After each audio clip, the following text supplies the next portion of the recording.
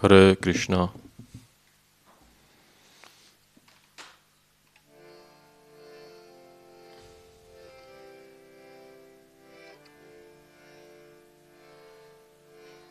Jaya Radha Madhava Jaya Kunja Bihari Jaya Radha Madhava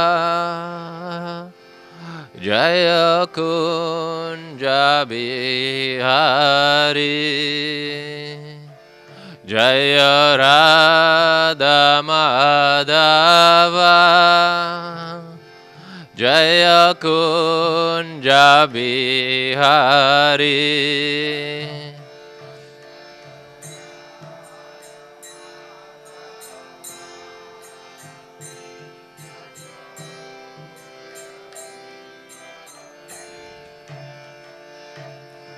Gopi Janavalabha Jaya Giri Varadari Jaya Giri Varadari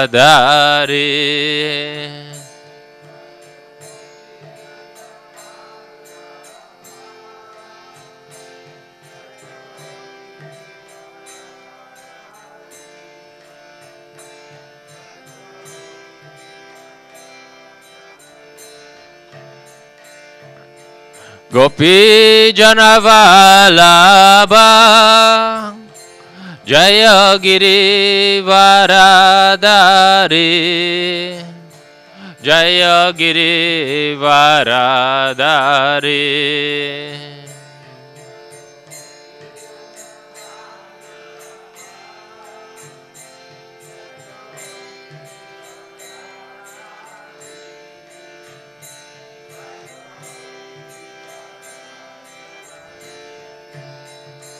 Jaya Yashodanandana Jaya Braja Janaranjana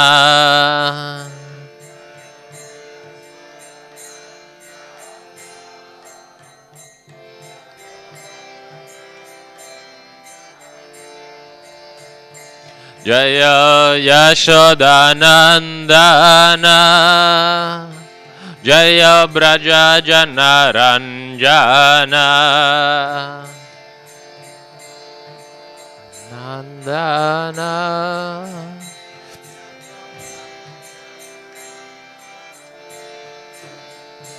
Jaya Yamuna Tira Vanachari Jaya Kunja Bihari Jaya Kunja Bihari Tiravanachari Jaya Kunja Bihari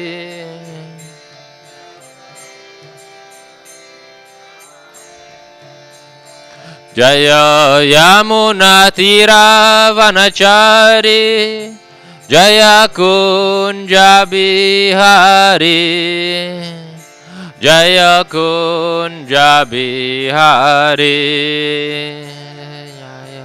Yamuna Tiravanachari Jaya Kunja Bihari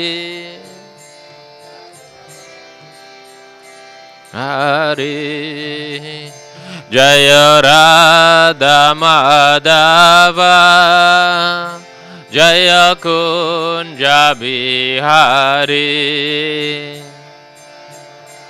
Radha Madhava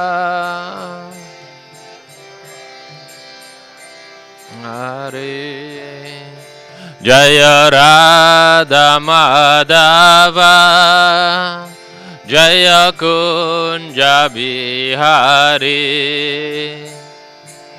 Radha Madhava Hari Hare Krishna Hare Krishna Krishna Krishna Hare Hare hare-rama, hare-rama, Rama-Rama, Hare-Hare, Hare Krishna, Krishna Krishna, Hare Hare, Hare Rama, Hare Rama, Hare Hare, Hare Krishna, Hare Krishna, Krishna Krishna, Hare Hare, Hare Rama, Hare Rama, Rama Rama, Hare Hare, Hare Krishna, Hare Krishna, Krishna Krishna, Hare Hare, Hare Rama, Hare Rama, Hare Hare Krishna, Hare Krishna, Krishna Krishna, Hare Hare, Hare Rama, Hare Rama, Rama Rama, Hare Hare, Hare Krishna, Hare Krishna, Krishna Krishna, Hare Hare, Hare Rama, Hare Rama, Hare Hare, Hare Krishna, Hare Krishna, Krishna Krishna, Hare Hare, Hare Rama, Hare Rama, Rama Rama, Hare Hare, Hare Hare Krishna,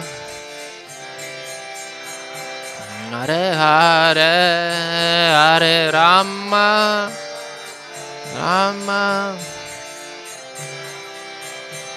Hare Hare, Jaya Pancha Tattva, Jaya Pancha Tattva, Jaya Pancha Tattva, Jaya Pancha Tattva, Jaya Pancha Tattva, Jaya Pancha Tattva, Jaya Pancha Tattva, Jaya Gauranitai, Jaya Gauranitai, Jaya Gauranitai, Jaya Gauranitai, Nitai, Jaya Gauranitai, Jaya Gauranitai. Jaya Prabhupada, Jaya Prabhupada, Jaya Prabhupada, Jaya Prabhupada, Jaya Prabhupada, Jaya Prabhupada, Shila Prabhupada, Shri Panchatattva ki jai, Shri Gauranitai ki jai, Shila Prabhupada ki jai.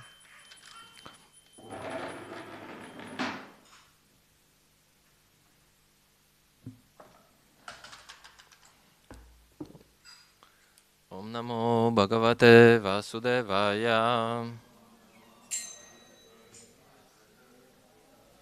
Om Namo Bhagavate Vasudevaya.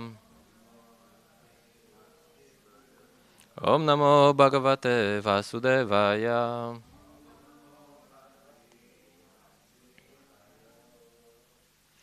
Hare Krishna, we're reading from Srimad Bhagavatam, Canto 10, Chapter 1, The Advent of Lord Krishna, Introduction, starting with text number 2. Yadoscha dharma shilasya nitaram munisatama tatram shenavatirnasya Vishnor viryan nishamsana Yadoscha dharma shilasya nitaramuni satama tatram shenavatirnasya Vishnor Viryani Shamsanaha.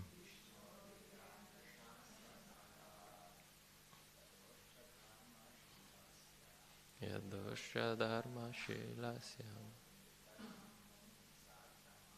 Nitara Muni Satama.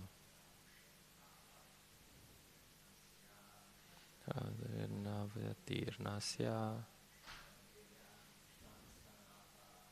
Vishnor Viryani Shamsanaha.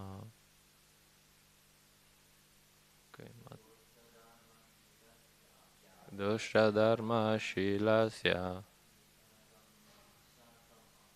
Aramutin Satama. Satram Shenavyatirnasya.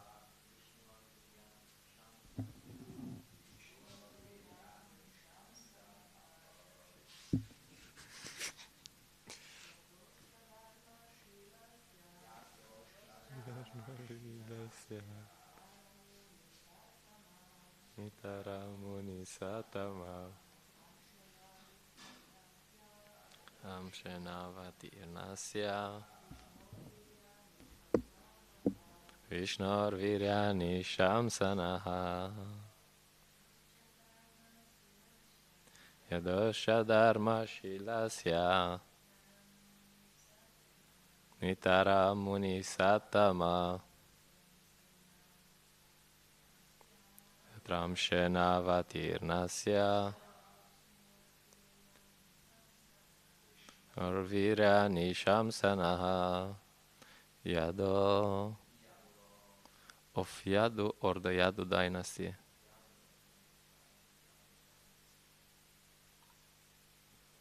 Cha also Dharma Shilasya, who were strictly attached to religious principles.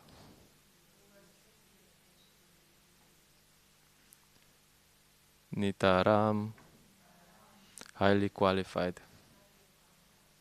Munisatama, O best of all Munis,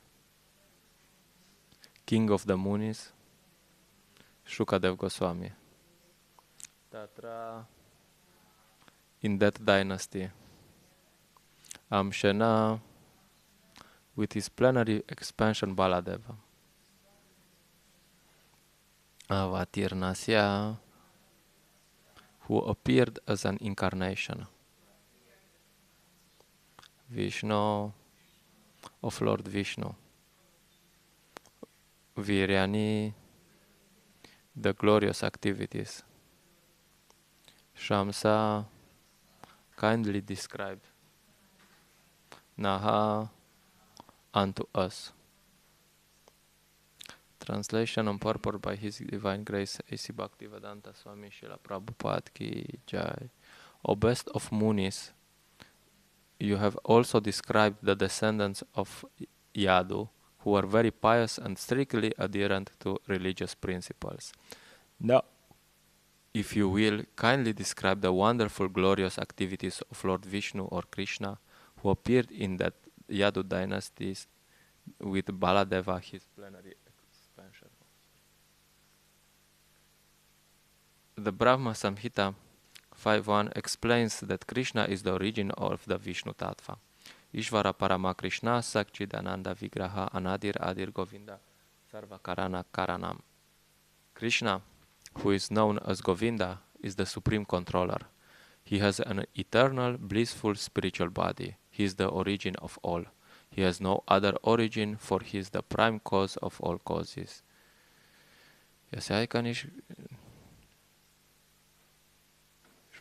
Sita Kalam Ata Valambya Jivanti Loma Vilaja Jagadanda Nata Vishnur Mahan Saiha Yasya Kala Vishesho Govindamadi Purusham Tamaham Bhajami. The Brahmas, the heads of the innumerable universes, live only for the duration of one breath of Mahavishnu. I worship Govinda, the original Lord, of whom Mahavishnu is but a portion of a plenary portion. Brahma Samhita 5.48. Govinda Krishna is the original personality of Godhead. Krishna stu Bhagavan Svayam. Even Lord Mahavishnu, who by his breathings creates many millions upon millions of universes, is Lord Krishna's Kala Vishesha, or plenary portion of a plenary portion. Mahavishnu is a plenary expansion of Sankarshan, who is a plenary expansion of Narayan. Narayana is a plenary expansion of the Chaturvyuha, and the Chaturvyuha are plenary expansions of Baladeva, the first manifestation of Krishna. Therefore, when Krishna appeared with Baladeva, all the Vishnu Tattvas appeared with him. Maharaj Parikshit requested Shukadev Goswami to describe Krishna and his glorious activities. Another meaning may be derived from this verse as follows. Although Shukadev Goswami was the greatest Muni, he could describe Krishna only partially. Amshena. For no one can describe Krishna fully. It is said that Anantadeva has thousands of heads, but although he tries to describe Krishna with thousands of tongues, his descriptions are still incomplete.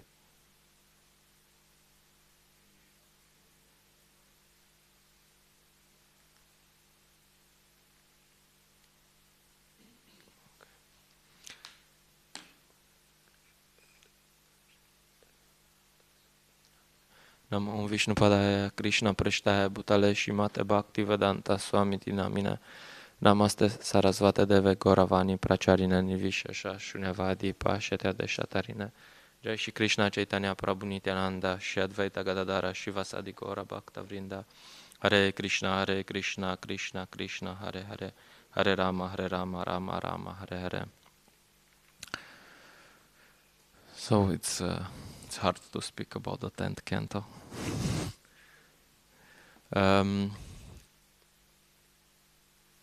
Okay. So here we find out that Krishna's position is unique. He is the origin of all the Vishnu Tattvas. And we have also this reference from Srimad Bhagavatam, 1st canto, 3rd chapter. There is a list of expansion and expansions of expansions. And at the end, it said, Chamsa Kalapumsa Krishna Stuv Bhagavam Svayam. It says that, yes, all these are expansions, but Krishna is the origin. So Krishna is the origin of everything, of all Vishnu Tattva, and of course of everything.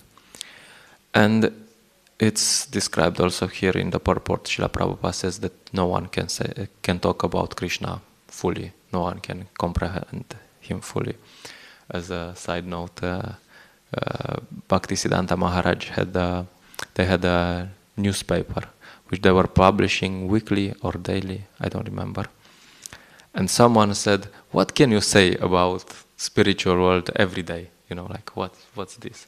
And he says, "No problem. We can write a newspaper every second. Every new second is new because it's always new." That's somehow side note. I wanted to talk a bit about something we will see a bit later. There's a very interesting fact. When Krishna is born, there's very interesting. Vasudeva and Devaki, they know that he's God. That's very, very interesting. And they understand because he appears as Vishnu form with 4 arms. And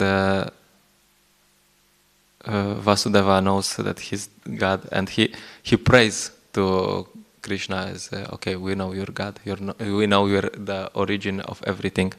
And then there's a very, very interesting fact that Devaki is scared, you know, which might sound strange, you know, like Devaki is thinking, oh, now we have this small child, which is Vishnu, all-powerful Vishnu, the origin of everything, and she is scared of Kamsa. Kamsa will come and he will kill Vishnu. So you can think, how is that, you know, like It's strange, no? it can sound strange, you know, like if you know someone is God and is all powerful God, how can you be scared for him? You know? No? But actually Devaki, she's actually afraid that Kamsa will kill Krishna. So then she of course she said, okay, maybe you don't appear as Vishnu, this is a bit too far out, maybe you appear with 2 arms. And then she's thinking, okay, then we can do something, we'll protect you somehow. So of course it's somehow strange, how can you protect Krishna, who is the origin of everything, who is he doesn't need protection. But the idea is that the love is so high, there's so much love, and that this overpowers somehow, you can say overpowers like the facts, the intelligence. So Devaki is actually covered by Yoga Maya, and she's thinking, oh, this child needs my protection. Like you have many similar cases. You have Mother Yashoda when Krishna is eating dirt, she's thinking, oh my God, Krishna is eating dirt. He will get sick. I mean, how can God get sick, you know? But she's thinking like that. The father of Lord Chaitanya, he's doing so many things, and he's thinking, oh, this is my son, I have to discipline. And some people tell him, oh, look, but this is Krishna, this is God. No, I don't care. This is my son, I have to I have to discipline him. So that's one of the opulences, one of the maybe most attractive opulences of Krishna, with renunciation. He covers his position as supreme just to increase the love of his devotees. And he actually makes himself dependent on the devotees. That's quite amazing. In a purport to Bhagavad Gita in 1st chapter, when Arjuna is asking Krishna to draw his chariot, Srila Prabhupada explains a bit this. He says, although Lord Krishna is the Supreme Personality of Godhead, out of his causeless mercy he was engaged in the service of his friend. He never fails in his affection for his devotees, and thus he is addressed herein as infallible. As charioteer, he had to carry out the orders of Arjuna, and since he did not hesitate to do so, he is addressed as infallible. Although he had accepted the position of a charioteer of his devotee, his supreme position was not challenged. It doesn't mean that if he's a charioteer for Arjuna, he's not God anymore. He is. In all circumstances, he is the Supreme Personality of Godhead, Hrishikesha, the Lord of the total senses. The relationship between the Lord and his servitor is very sweet and transcendental. The servitor is always ready to render service to the Lord, and similarly, the Lord is always seeking an opportunity to render some service to the devotees. And this is the nicest part. He takes greater pleasure in his pure devotees assuming the advantageous position of ordering him than he does in being the giver of orders. Since he is the since he is master, everyone is under his orders, and no one is above him to order him. But when he finds that a pure devotee is ordering him, he obtains transcendental pleasure, although he is the infallible master in all circumstances. So actually, Krishna finds great pleasure in becoming dependent. Of course, we should not start ordering Krishna, unless we're on that platform, and probably we're not. But we can apply this in some way. He likes to become dependent on us. I give just a simple example. We have some deities. And these deities, they eat a few times per day. 5 times? How many times the deities eat per day? 5 times, 6 times? 5. So they eat 5 times per day. So they are dependent on us. If you don't give them anything to eat, they will not eat. So that's one way of they act like they are thinking, oh please, please, please, we need something to eat. It's 7 o'clock, we need something. Please give something. Some sweets, we really like sweets, please. So that's a very interesting position. And they also gave this temple, and they are apparently they cannot maintain the temple without us, and they're like, please, please, can you help in maintaining this temple? Can you, please? And of course, they give some mission of also. They usually like that the temple is full of devotees. So that also includes that we have to go out and bring some new devotees.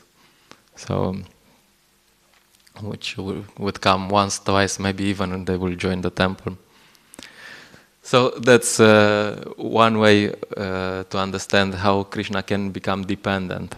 We were talking at some point with Somyadatri Mataji, and she said that I came to Krishna. It was half joking. She said, oh, I came to Krishna consciousness and I was looking, they told me that I will be free from stress. Like when we go for Sankirtan, we say, this is books on yoga and meditation, teach you how to get free from stress. And then she's like, no, and now after so many years I understand that they lied to me. Krishna consciousness doesn't teach you how to get free from stress. Actually, it's only half-lie, like all good. If you come to Krishna consciousness to have to chill, to have a good life, peaceful. Hare Krishna. I chant sometimes some Hare Krishna. Okay, good. Prasadam. Yes. If you come for this, then you're probably in for a surprise at some point. Srila Prabhupada says in a purport in Bhagavad Gita, third chapter. Oh, why did I copy it twice? Okay, it's different. It says, sometimes Krishna consciousness is misunderstood to be inertia, and one with such a misunderstanding often withdraws to a secluded place to become fully Krishna conscious by chanting the holy name of Lord Krishna. But without being trained in the philosophy of Krishna consciousness, it's not advisable to chant the holy name of Krishna in a secluded place, where one may acquire only cheap adoration from the innocent public. Arjuna also thought of Krishna consciousness or bhakti-yoga or intelligence in spiritual advancement of knowledge as something like retirement from active life and the practice of penance and austerity at a secluded place. In other words, he wanted to skillfully avoid the fighting by using Krishna consciousness as an excuse. That's what Prabhupada says. He said that Arjuna wanted to avoid fighting by using Krishna consciousness as an excuse. So sometimes we also want to avoid stress. Like, oh yeah, I don't want to so much stress. Why so much stress? This we should maintain this temple, and we should go out and preach, and should do that, and we should that. Wow, too much.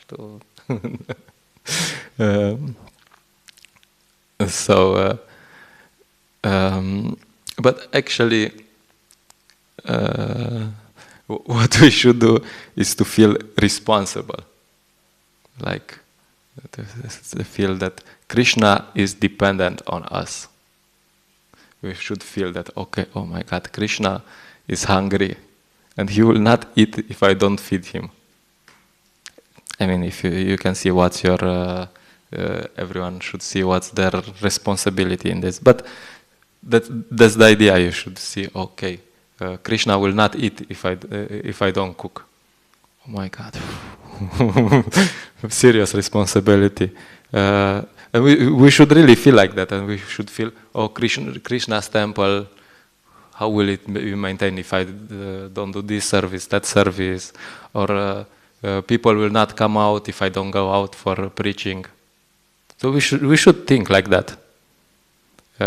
In the beginning, we feel, oh, there's this responsibility of Krishna. This is Krishna's temple. He's all powerful. He should do it. It's his problem. And then you feel like, oh, it's maybe it's Srila Prabhupada's responsibility. He will find someone, no problem.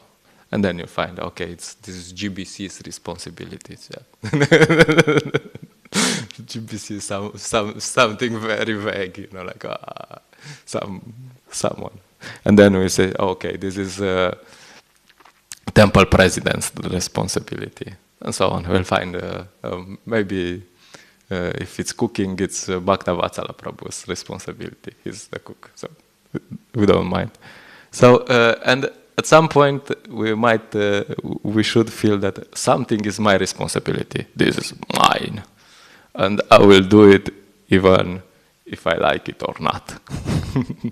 Even sometimes people come to Krishna consciousness, or some programs, or there are these spiritual groups that I feel today, I feel like doing this, and tomorrow I don't feel, and I'm doing whatever I feel, because if I feel, I will do it, and if I don't feel, I won't do it. Okay, so this Krishna consciousness is actually the other way around. First you do it and then you feel.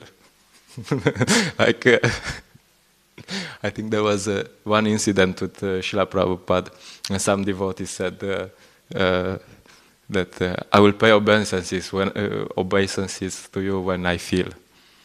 And Srila Prabhupada said, first you pay obeisances and then maybe we'll see if you feel. So this is the first platform of, it's not even spiritual life, it's even material life. It's first platform is that of understanding we have a duty. Oh, this horrible word, duty. If you come in the West and you tell people you have a duty, they're like, I don't want to hear either, don't worry. No. Like, oh my God, duty, I have to do something. But this dharma, this understanding that we have a duty will get us past this emotional platform. That today I feel and tomorrow I don't feel. No, I have to do it. Srila Prabhupada says in another purport in Bhagavad Gita, he says, the Lord instructs that one has to become fully Krishna conscious to discharge duties as if in military discipline. This is the favorite purport of Lomanchita Prabhu. He's already finding this. Panchatattva ki jai, Shigornitai ki jai. Such an injunction may make things a little difficult. Nevertheless, duties must be carried out with dependence on Krishna, because that is the constitutional position of the living entity. The living entity cannot be happy independent of the cooperation of the Supreme Lord, because the eternal constitutional position of the living entity is to become subordinate to the desires of the Lord. Arjuna was therefore ordered by Shri Krishna to fight as if the Lord were his military commander. One has to sacrifice everything for the goodwill of the Lord, and at the same time discharge prescribed duties without claiming proprietorship. Arjuna did not have to consider the order of the Lord, he had only to execute his order. It says Arjuna did not have to consider the order of the Lord, he had only to execute his order. Sometimes they have these jokes about the brahmacharis, the hardcore brahmacharis. They're like, what's the order of the spiritual master? Oh, this. Okay, let's go. They're full on. They don't. I'm not like that, but I heard that's how the hardcore brahmacharis are. They're like, okay, what's the order? What should we do? This. Okay, let's go. What? Doesn't matter. Okay, so that's one idea we can discuss today. That Krishna makes himself dependent on us. So he gives us the opportunity to take some responsibility for his service, like maintaining him, cooking, maintaining the temple, preaching. And this is stressful, and it's meant to be stressful. But this kind of stress is purifying, and we should not run from this stress, because this kind of taking responsibility, this is what makes us advance in Krishna consciousness. So yeah, that's the idea. I'll stop here. If there's some comments, concerns, questions, complaints.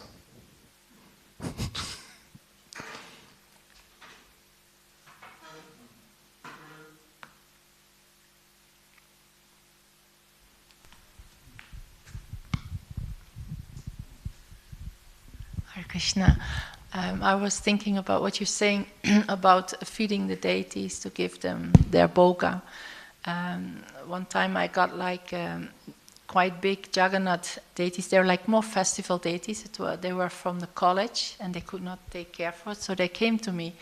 And then Gumaraj asked later on, he said, how are the deities doing? I said, yes, okay, Gumaraj. And then he said, okay, if you keep on feeding them, they will stay. If you don't feed them, they will go away. Yeah, that's the idea.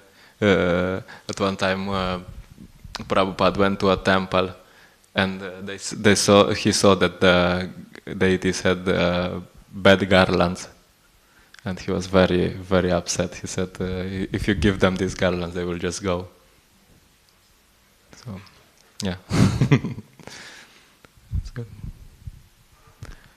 Okay, thank you so much. Grantara Srimad Bhagavatam ki jai, Srila Prabhupada ki